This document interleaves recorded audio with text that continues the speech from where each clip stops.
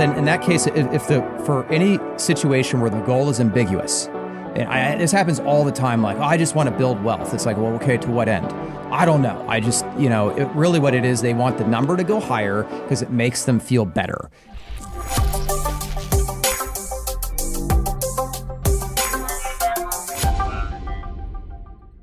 All right, man, let's get into it. So we've got some big updates since last time. Seems like we always got big updates. World moves so fast these days. Information moving at the speed of light, and it's hard to stay on top of it. In fact, this whole situation with Iran, I feel very disconnected from where the current affairs are. And in fact, that's one of the first updates we have. But before we get into the updates, let's tell everybody what we're here to talk about today. So me and you in episode 54 of the Money Alchemist Podcast are going to look through Reddit and just bestow our intelligence and our professional advice on these amateurs. Well, so it's CFP hour on r/personalfinance. So we're going to go through some cases today and give our candid response. So that's going to be pretty fun. The impetus for this was just that I like most of us, I doom scroll on my phone periodically, and every once in a while I'll be on Reddit and I'll see something pop up from r/personalfinance. And as an advisor, it's so challenging because you don't want to be preachy at people. It's like sitting around, we talked about this before the holidays. You're sitting at the table and family member asks you for financial advice at the table, or you scroll across Reddit and you see these questions, and it's hard not to start leafing through comments to see what people say. And I'll admit there's some of the stuff in here is good advice. Some of the stuff is bad advice. I think parsing through it is a little tricky, but one thing's for sure, they do not like financial advisors. So I think from my perspective as an advisor, I'm always kind of more fly on the wall on these things. So hopefully as we talk through it on the podcast today, we can shed a little bit more light on what we think are the right answers in some of these things, which are questions that are not unique to these Redditors. I mean, the questions that we pulled out are things that a lot of the clients we talk to, and I'm assuming the people that listen to this are interested in understanding. So one thing I wanted to bring up was this post I found. Again, we're going to get into the updates. I just want to cover this as like a preempt here for Reddit. Getting advice on Reddit, I think, is a minefield. They pulled this Reddit data that was about relationships, and from 2010 to 2025, the most recommended solution for relationship problems was to break up. But what's interesting is that the frequency of that advice gained traction. And then the frequency of other advice like communicate, give space, respect boundaries, the more positive stuff like, hey, put some work into it, why don't you, declined. So, take that for what you will. Just to frame this up, though, this was sourced from r/relationship advice. Mm-hmm. There's 5 million posts and 52 million comments since 2010 that were measured, and all that they really did with the data is measured the frequency at which different pieces of advice were given.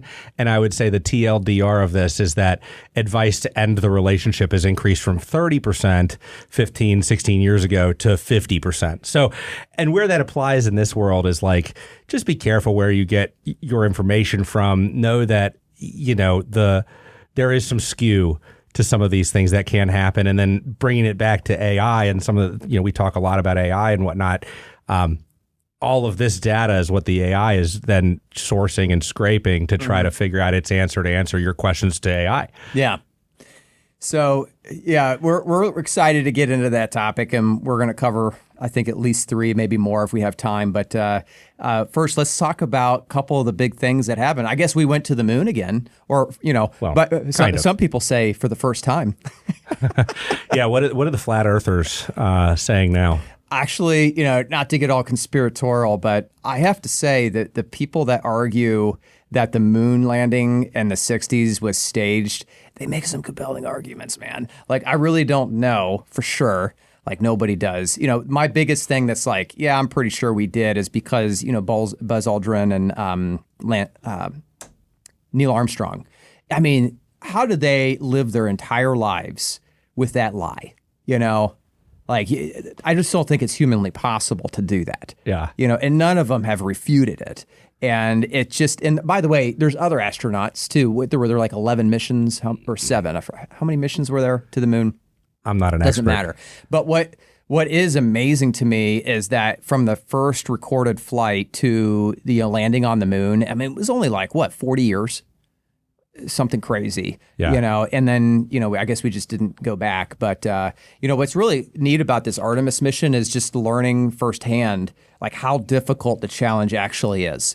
You know, you think like, oh, it's just a matter of just pointing the rocket at the moon and just going there. That's not how it works. Like, the moon is moving super fast. You don't know it, you know, because, you know, what is that? Yeah, we're moving super fast right now. You just don't. There's an effect right? where, like, you're standing far away. It looks things that are moving really fast from far away look like they're moving slow. I forget what that's called, Sure. but you know, the moon looks like it's standing still, but it's not. So when you actually look at in a scaled chart, the Earth and then the moon, first of all, they're like super far apart. Second of all, the moon's like moving very quick, where the rocket has to move in an intercept, and when it slingshots around the moon, it's doing it so super quick.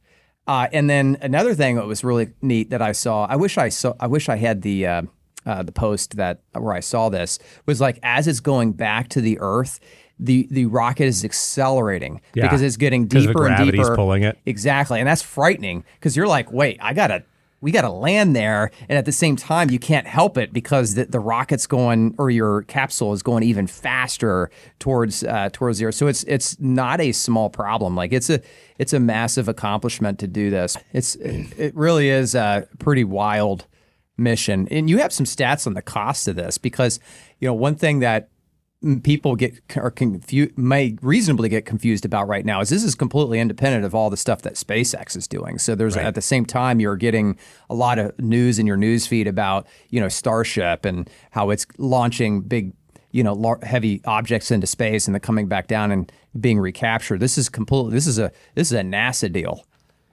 So, you know, why is it that, you know, this is even happening in the first place? Well, that I don't really have an answer to, but what, you know, us being finance professionals, the first thing that we've asked ourselves is like, what's the difference in launch costs?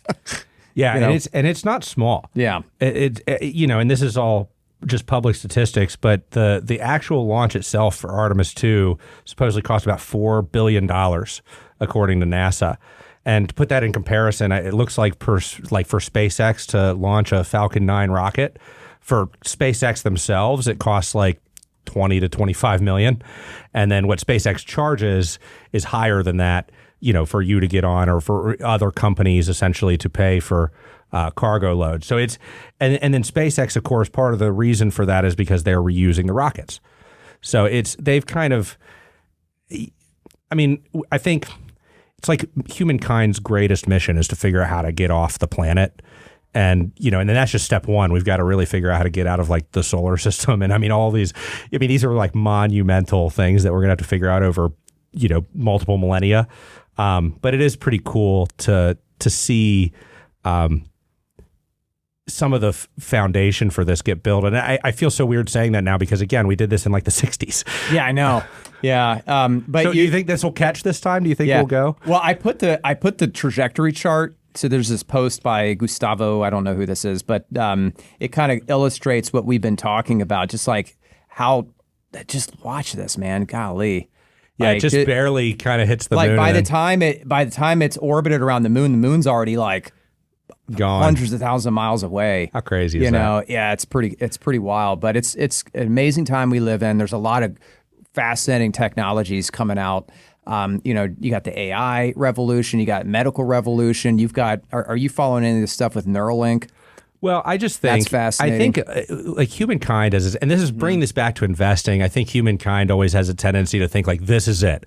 We've come as far as we can go and there's just no way to grow and advance and innovate from here, you know, and I just think it's really important to realize that humankind has been innovating for millions of years.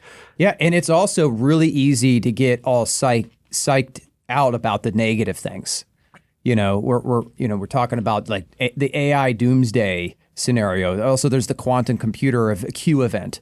We've got all these reasons to be completely psychologically wrecked. And yet here we are, and it seems like our standard of living gets better and better and better. God forbid we have a, positive spin on things from time to time. Yeah. But let's optimists never sound as smart. It always sounds smarter to be a critic. But let's also, speaking of optimists, like one thing that we're looking at today are valuations on a trailing PE. The trailing PE for the Mag 7 are looking very attractive right now. So, that's a big change from where things stood this period last year. So we're seeing at the same time, earnings revisions are going up and stock prices are going down. I think Microsoft year to date is down something like 24%. Last I checked. I don't know what it is today, but maybe you can look that up while I got the chart up here. But one thing that is crazy to us is on a PE, on a relative valuation basis. So for those who don't know what a PE is, that's basically the price of the stock divided by the dollar per earnings per share of the stock. And when you look at Microsoft, you see this just complete, by the way, not all of the Mag 7, but most of the Mag 7 look kind of similar to this. The Microsoft chart looks the most interesting to us. That's why we have it up here. But you can see it just fell off a cliff. It fell off a cliff early in the year just because a lot of investors just decided to hit the panic button and we're like, hey, let's just sell our Microsoft stock. Now, I read a little bit about this, and the whole idea was they're too exposed to OpenAI. That was the narrative. Well, and during the AI build out over the last few years, I mean, Microsoft was the number one company in the headlines for spending all sorts of money to build out the infrastructure for this. So, of course, as soon as the question gets asked of, is the build out worth it? I mean, I think they're an easy target. Yeah, absolutely. But right now you can pick up shares of Microsoft at a price per earnings that we have not seen since prior to Trump's first term. 2017 was back last fall. We talked about this. Everybody was talking about the AI bubble or whatever it was. And Microsoft's price to earnings at the time was like almost 40. Okay. And so people were picking on this and saying, gosh, Microsoft's price to earnings hasn't been this high in a while. And that's not even really true. Microsoft's price to earnings had kind of been in the 35 to 40 range since 2024, give or take. But like you said, since the beginning of, since October of last year, really a lot of this stuff peaked on like Halloween. Yes. And since then, Microsoft's price to earnings gone from almost 40 down to 23, which, as you said, lowest since 2017. It's not a recommendation to buy Microsoft. It's just a point that... Well, it's an indication that like you have to remember when you're buying stocks, you're not just buying fairy dust. Like these are real companies that produce real earnings, and you have to have some way of measuring is there value here. And while it may or may not be a good buy, it is certainly a lot cheaper than it was 6 months ago. Yeah, you're getting more earnings per share than you have ever before. Well, not ever before, but since 2017. Yeah. So with that, let's move on. We got some hot Reddit posts to cover today. So, this is going to be a fun exercise because you and I are going to give advice in pretty much real time. So we're going to get this first one up here. Do you have anything to add to this before we get right in? No, I think we should dive into this. We spent enough time yapping. Okay.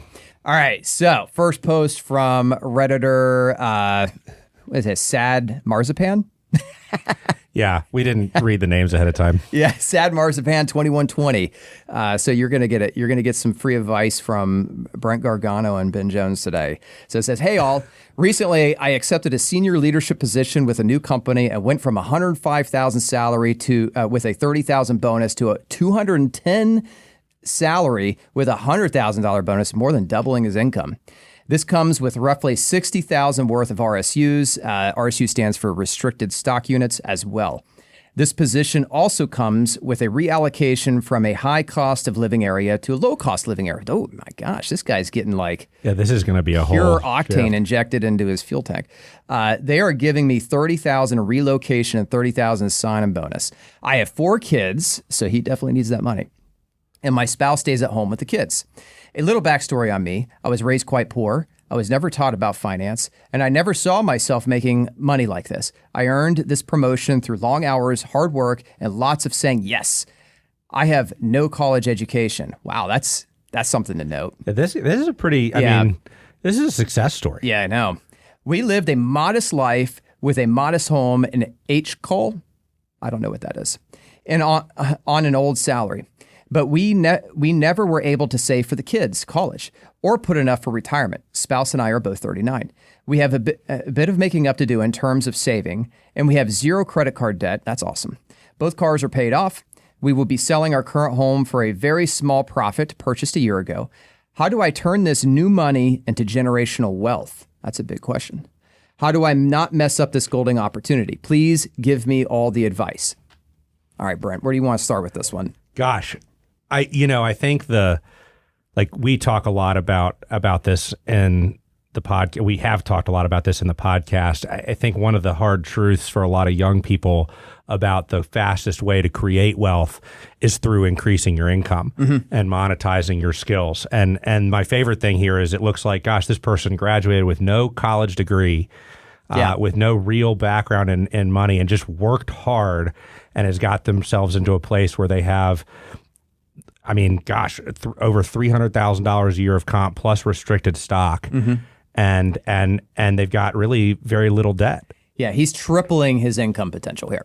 Yeah, that's huge. So, first thing I would recommend that he do, obviously, well, it's actually not so obvious, is do a complete financial plan, because I think what he's probably thinking, if he's, I don't know for certain, but most people are tax novices. They don't realize that the tax implications of quadrupling or tripling your income. So he's going from roughly the 12% tax bracket, which is the second to lowest bracket you can be in, to he is going to be, I think, in the 24% bracket. Yeah. All right. So his tax obligation to the federal government is literally doubling. Well, at least on the income above that threshold. Correct. Sure.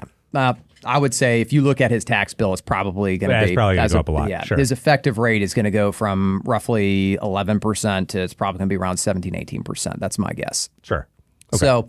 So that's one thing, is like, hey, you're not going to get as much free cash flow as you think. You're still getting a boatload, but let's make sure you understand the tax ramifications of that.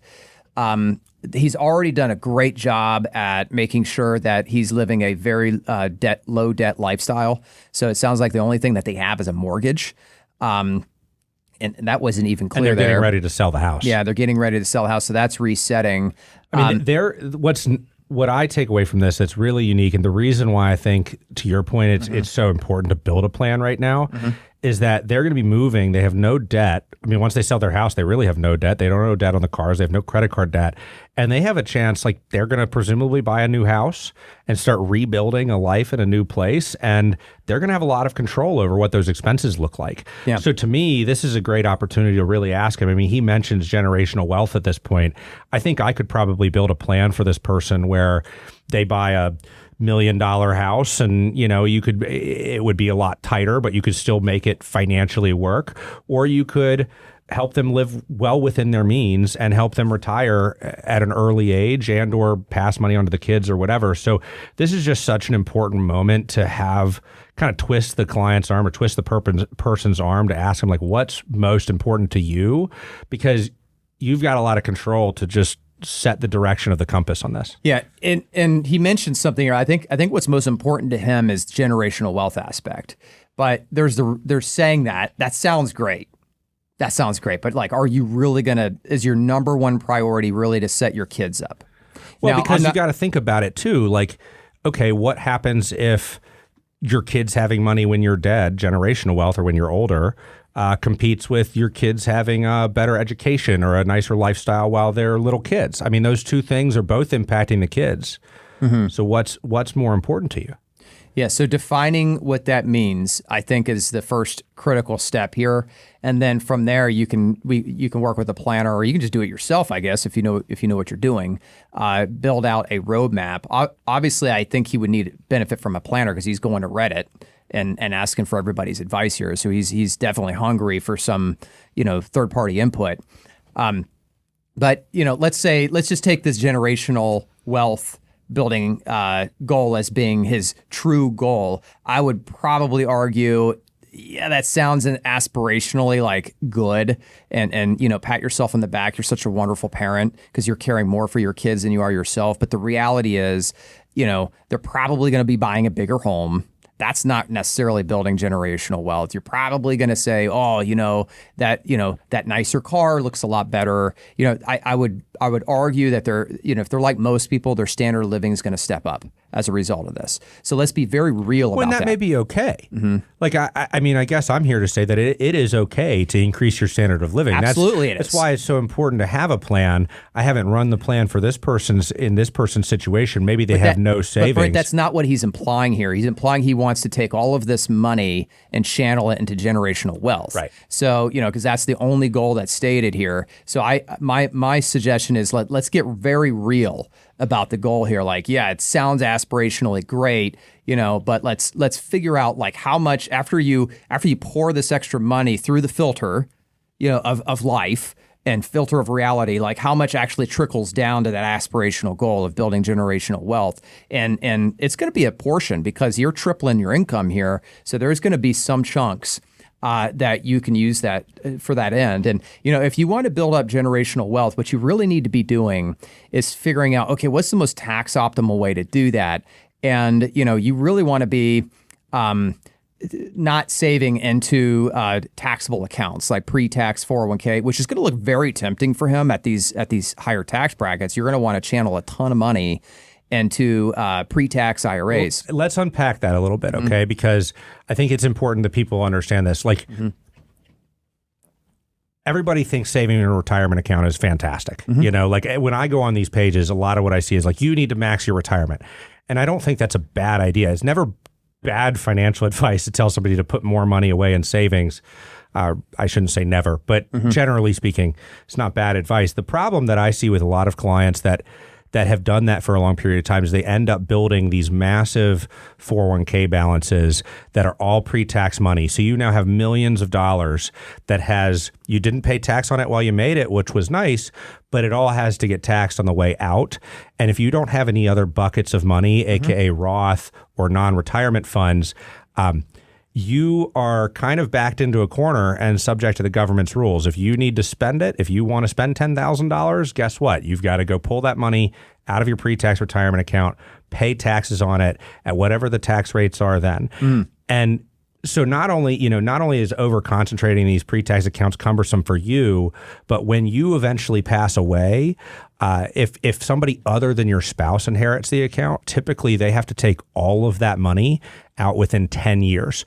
So if I'm a super saver and I want to leave generational wealth and I build up a multi-million-dollar IRA balance and I die, and money ends up in my kid's pocket, they have to take large enough distributions so that over 10 years that account has no money in it, and they are taxed on all of that as income as they take it, which the reason that's so bad is that a lot of times that forces their income really, really high in those 10 years where they could potentially be earning their own money, and thus their tax rate goes higher, and this money can end up really getting crushed to taxes. So I think back to your original point, if this person wants to build generational wealth, one of the things they could consider doing is, okay, let's save some money in pre-tax because, of course, your marginal tax rate goes from 12 to 24 with this jump. But how can we create some other buckets that could more intentionally be used for the kids to inherit or some of these other legacy goals?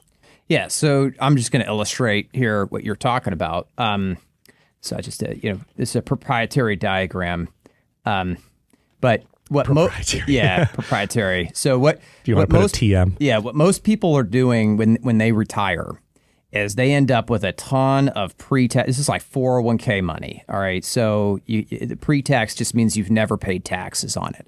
And when you retire, you're going to probably choose, well, as you're saving, you're going to choose to kick that tax can down the road because your taxes are going to theoretically be lower when you retire. This is the most common form of retirement contributions. So what's happening here is in reality, like, let me get a different color here. Sorry. In reality, you got a chunk of this. It depends on the taxes at the time. Let's say this, where I'm coloring in red, is all subject to taxes. It's gone. That's technically the IRS's claim on your assets. The government is a part owner in your pre-tax retirement account. And the reason why we're bringing this up here is because when you are trying to create, quote, generational wealth, this is the absolute worst thing to be doing because you're essentially transferring a massive tax burden onto your kids. There used to be such a thing as called a stretch IRA.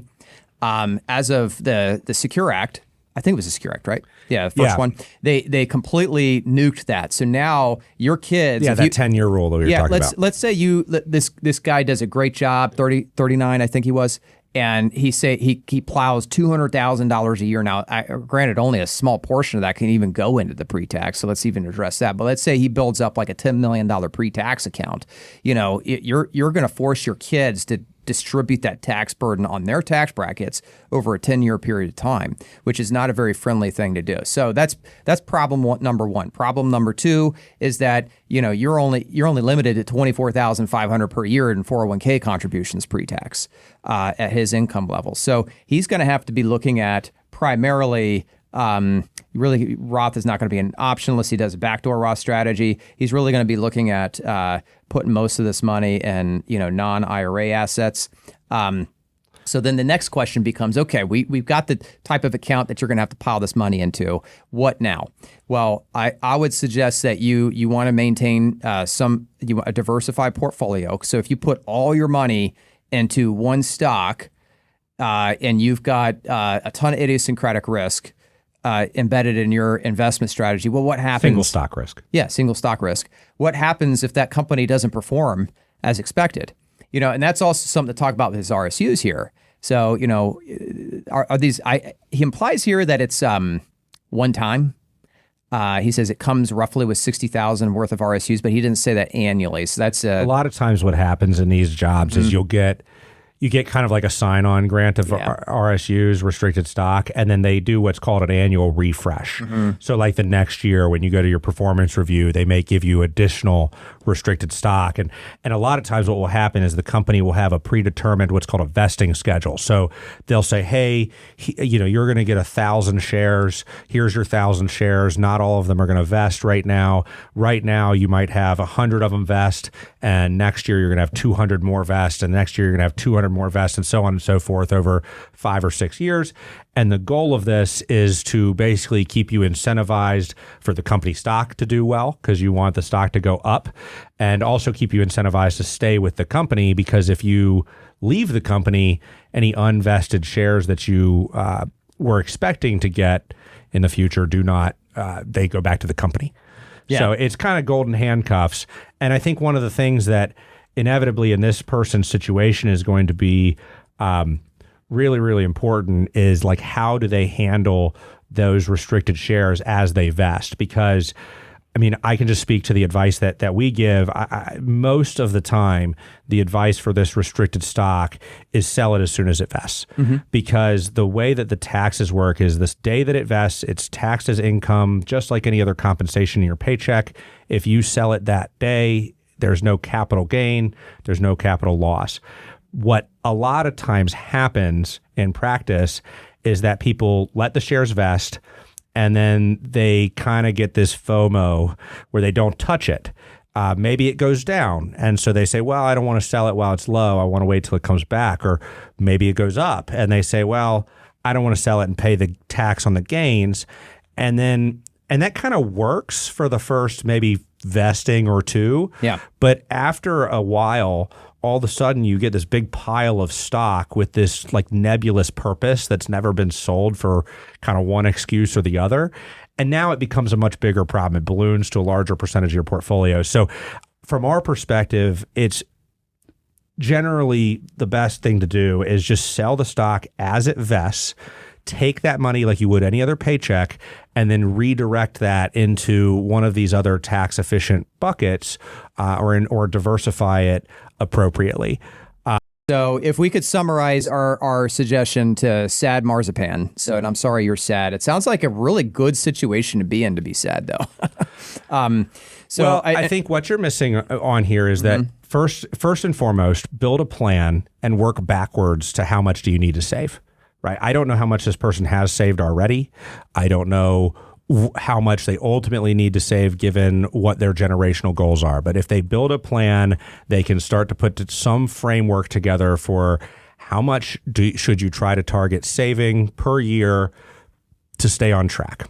From there, you want to make sure they're at very least getting their 401k match, maybe maxing the plan. You definitely want to max the 401k plan on his category. That you've got savings, right? I'm assuming this guy has savings because he says that he's going to get some sign-on bonus. So it looks like there's about $60,000 coming to him from taking the job, plus he's going to sell his house. So let's just assume that he takes cash, puts it in his savings account, has a 6-month worth of savings buffer. And that's typically when in a single income household, you really want to lean, like the rule of thumb is 3 to 6 months worth of savings.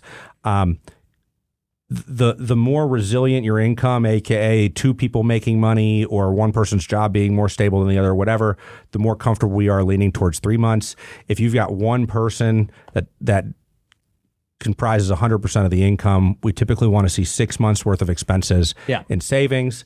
And then from there, you've really got to look at HSA if it's available. HSA is one that many people sleep on the HSA. Yeah, I put that there. You know, the family HSA contribution for 2026 is $8,750. So it's not insignificant. And you're better. I get this question all the time. Don't spend your HSA contributions unless you absolutely have to. Well, until it gets to a certain balance. Like what balance would you say?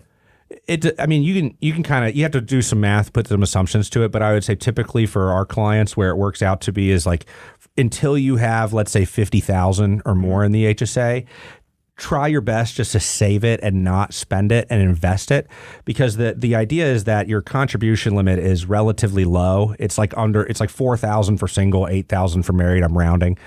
And so it just takes a long time to get money in there. And we all know with compound interest, 10% of $5,000 is $500. 10% of $50,000 is $5,000. You have to get enough money in the account such that the boulder is rolling fast enough.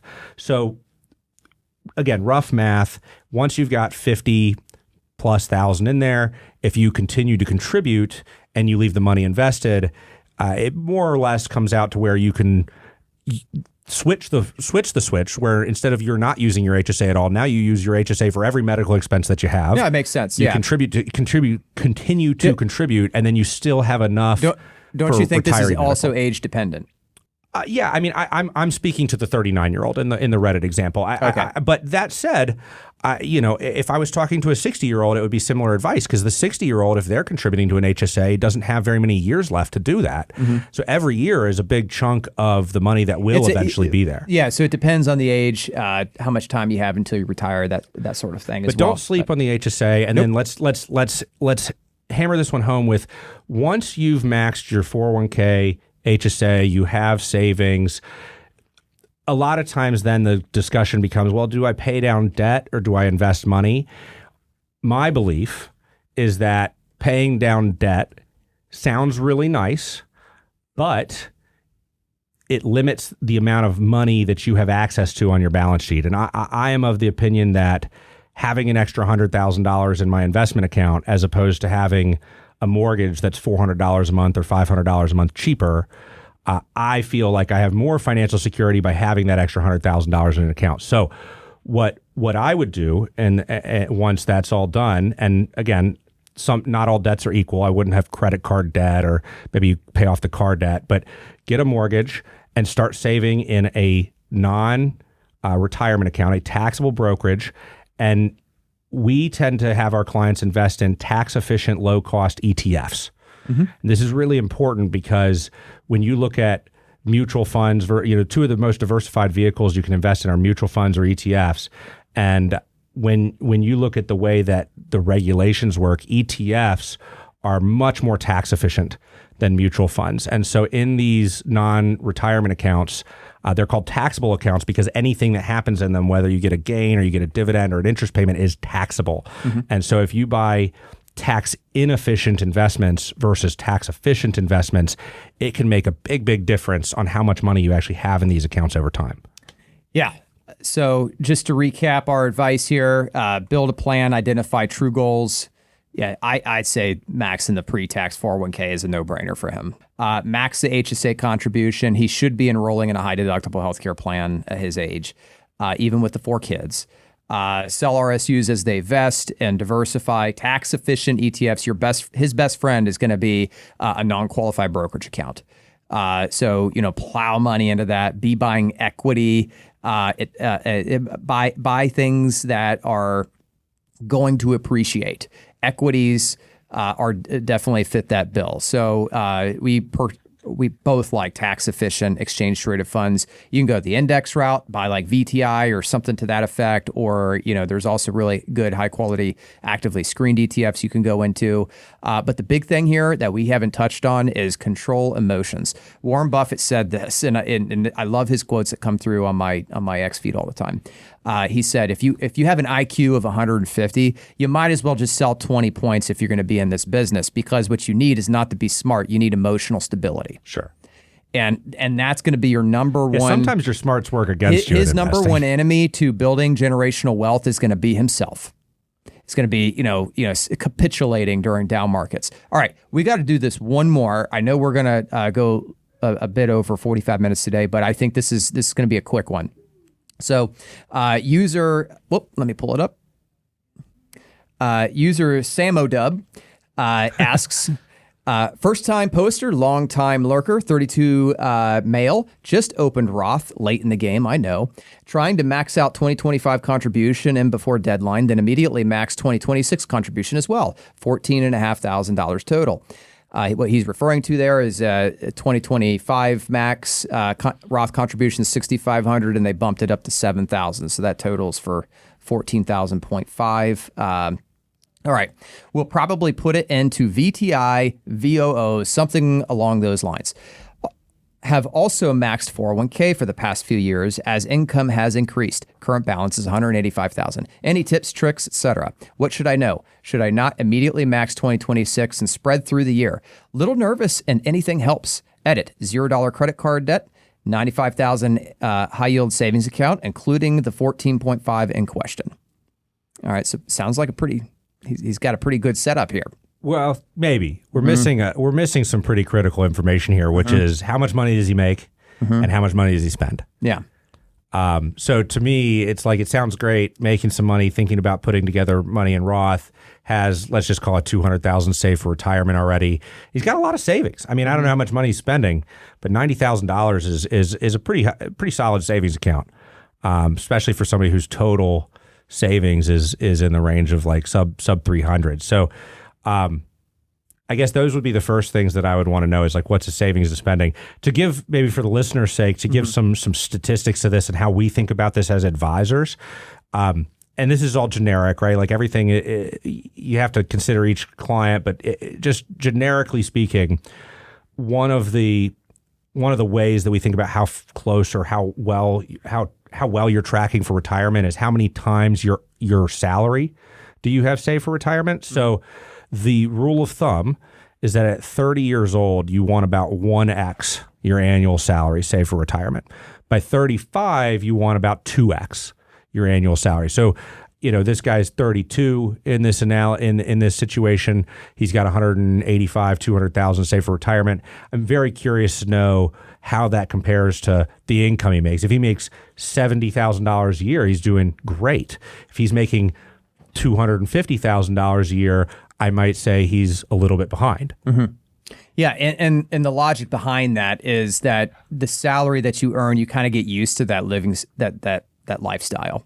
So it's all proportional. Yeah, exactly. And it's very unusual for people to make $200,000 a year and then they retire and then they only spend $50,000 a year. Right. Usually they into retirement, they accelerate spending a lot of times, but they're spending an amount commensurate with the amount that they were earning. So, it stands to reason that you would have these income thresholds as water markers for where you should be. Well, it's really like when you think about it, the problem is that if you look at your income, if you are spending a lot, then you need more to retire and you're saving less. If you're spending a little bit, you need less and you're saving more. And so this is why it's just your ratio, your savings rate is so important, because it's all if you're not saving it, you're spending it. And so because of that, by knowing your savings rate, we can really get a great sense for like how soon you could retire and things like that. There's a rule of thumb out there called the 50-30-20 rule. It basically says that if you look at your income or if you look at your expenses or the way that your money flows, you categorize it, 50% should go towards discretionary expenses. 30% should go towards, 50% towards non-discretionary expenses like your mortgage, your heat bill, food, 30% towards discretionary, fun stuff, and then 20% goes to savings. And again, that rule of thumb, I wouldn't use that rule if your goal is to retire, by age 45. But if you're a traditional, hey, I want to work for 30, 40 years, saving 20% of your income, at least mathematically and through the ratios we mentioned before, over a long period of time is enough money. Now, if you start 10, 20 years late, it's all bets are off. Well, we know he's making less than the Roth threshold because he's contributing to a Roth IRA. I'm assuming he's single. He didn't state otherwise. I'm pretty sure. So what's the phase out for Roth? Is it 185,000 single? Well, if you're married filing jointly, it's like 250. Yeah, I think it's much lower if you're single. So let's just assume, let's go with your assumption. Let's say he's making under $100,000. Then from my perspective, he's doing great. He's 32 years old. He's got almost 2 times his income saved towards retirement.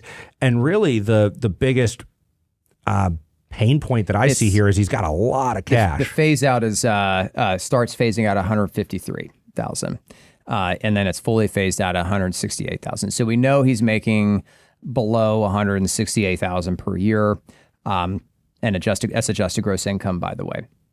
All right, so think he's doing a great job in terms of like definitely putting money into the Roth. So, like with anything, you want to identify your goals before you start just channeling money. You don't want to just brainlessly invest money. I know it sounds like a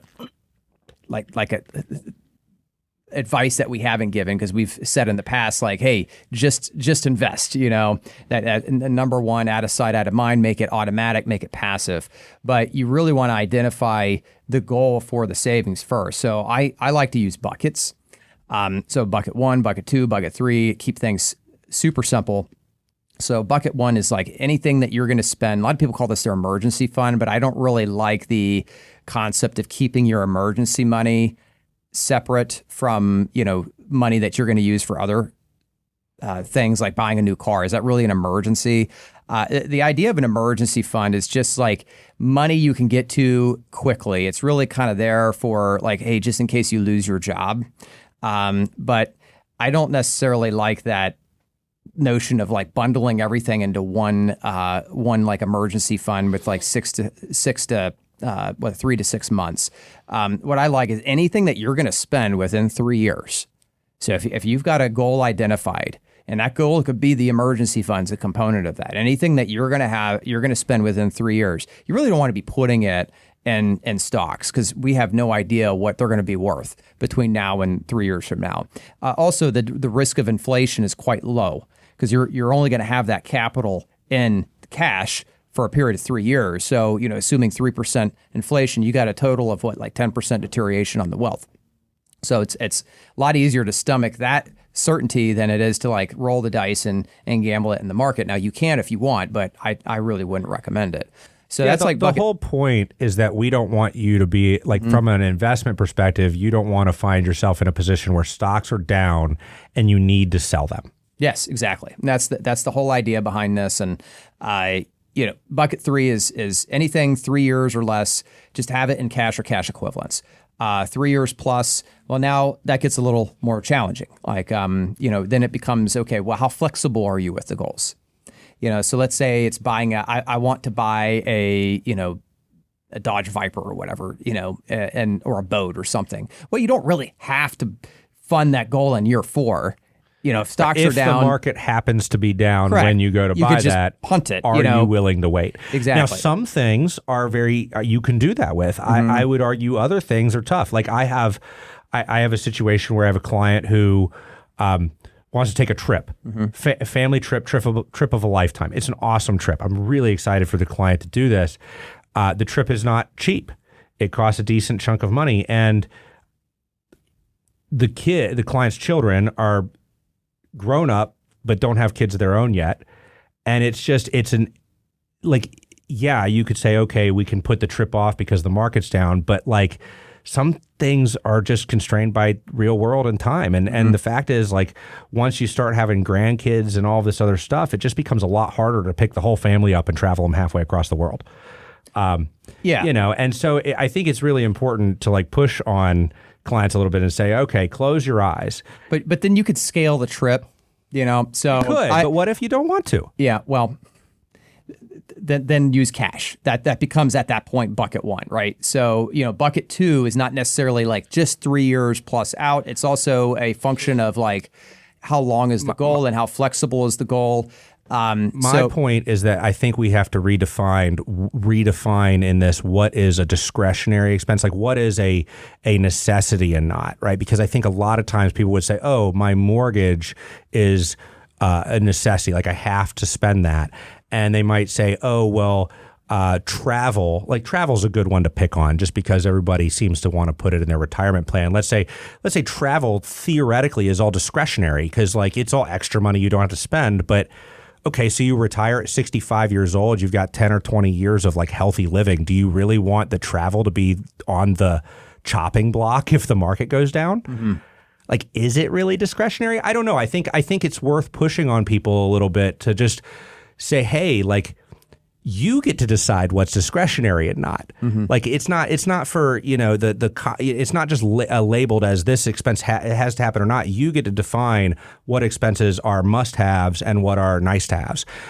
Well, I think we're on 2 different threads right now. So I'm kind of trying to. I get what you're saying. In terms of like, discretionary versus non-discretionary. And my point is like discretionary, non-discretionary. It doesn't really matter. Like if you're going to spend the money in 3 years or less, cash and cash equivalents. But if it's discretionary, you don't know. Well, then in that case, for any situation where the goal is ambiguous, and this happens all the time, like, oh, I just want to build wealth. It's like, well, okay, to what end? I don't know. I just, really what it is, they want the number to go higher because it makes them feel better. Money simply opens your window of options. So the more money you have, the more options you have available to you. The less money you have, the less options. It's really that simple. Like the more money that's why everybody wants more money, because everybody wants more options with their life. So, if you have an ambiguous goal and you're just, either overtly or subconsciously like trying to increase your window of available options, then you really want to be investing in some sort of general strategy. You don't want to be going full out on your surfboard on risk. You don't want to be hanging 10. You want to be right in the middle. You want to be balanced, right? So at least that's my experience with clients. They don't necessarily want to see super explosive growth, although that's nice because that comes at the cost of, downward risk as well. So they want consistent growth, and that's why I like balanced allocations for any goal that's somewhat ambiguous. Now, this is just generally true, okay? Every client's a little bit different, but I find most people, like if you're like, well, I'm not going to be spending this money for a car in 2 years, but it's also not necessarily for retirement, then you're kind of right in the middle. And there's a lot of, and I call that bucket 2 money. Now I'm being grossly general here. I know we can get hyper specific, and I think that's beyond the scope of this conversation. All right. So with regard to the Sam dub here, I get the sense that, he hasn't really had that discussion with himself. So and the reason why is because he's got $95,000 in a high yield savings account. Like he's got almost a year's worth of salary saved up in there. For it looks like he's got no debt. He's got $185,000. He's like super cash rich, which is not necessarily a bad thing. Well, maybe he wants to buy a house in the next year. Well, he hasn't stated that. You think he would state that here? If that was on his mind. I'm guessing he's one of these people that just wants the number go higher.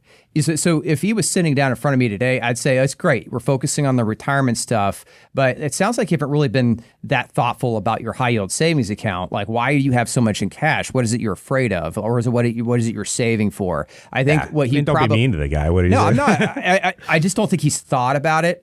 And, I would encourage him to think about that because you could probably take a good chunk of that $95,000 and just invest it in a brokerage account, like put it in Vanguard. I'm not going to give a recommendation, but Vanguard has a great balanced fund that he could just go into and then just check it in 5 years.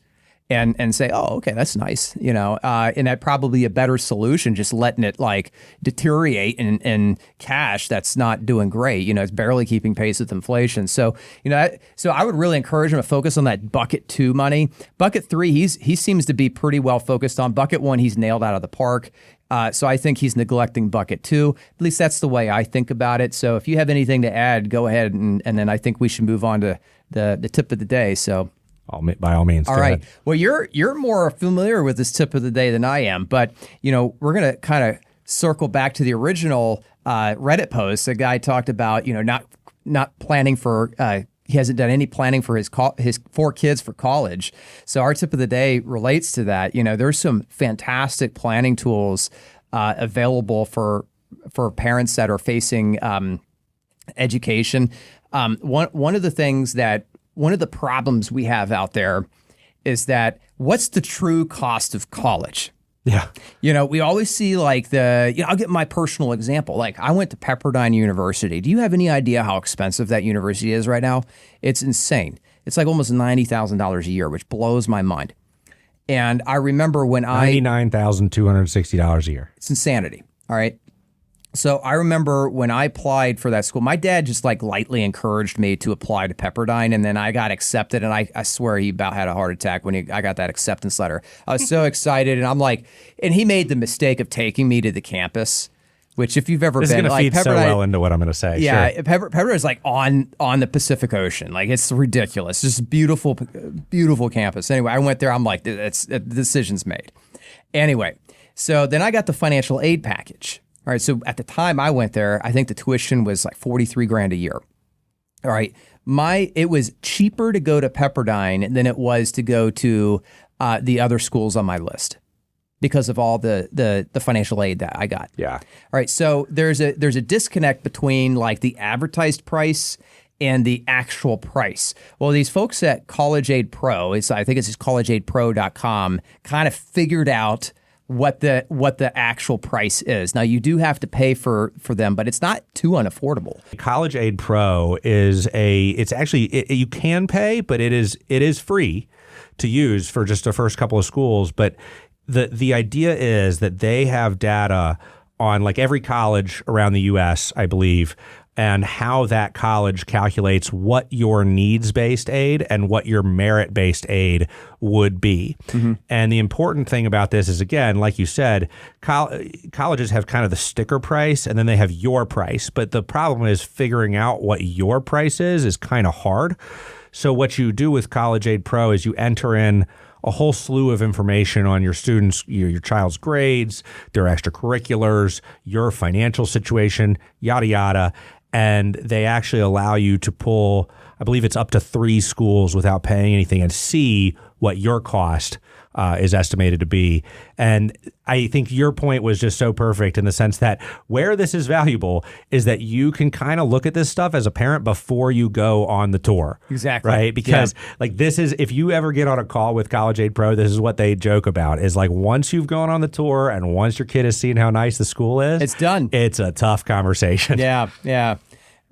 So get on, what I guess the bottom line is for parents that we work with. And by the way, you really want to start doing this when your student is like a freshman or sophomore in high school, because if you do have any ability to control what aid they might get, The way that the FAFSA form works is it looks at the prior year's information. So when your student is a senior, the FAFSA is actually looking at your info while they were a sophomore. Yeah. And so if you are going to do anything like paid. I mean, there are strategies if you're on the line of getting financial aid or not to kind of manipulate your balance sheet to get some of that aid. But if you aren't doing that before their sophomore year of high school, you're kind of late. Yeah, and because of how expensive college is, it's $550 for a freshman or sophomore consultation. And that's for that's for them to consult you. Exactly, You can do it yourself for $5 a month. But I'm going to tell you right now, $550 is going to be the best money you've ever spent. I'll tell you about a situation where I've used this and it's been great. I had a client who wanted to make some financial moves, but was not confident that if he did so, that it wouldn't impact the federal aid. He was worried that if he did something, that it would take his ability to get aid away. And so for no money at all, we were basically able to throw information in here and see, is there even a relevant chance that he's going to get any aid at all?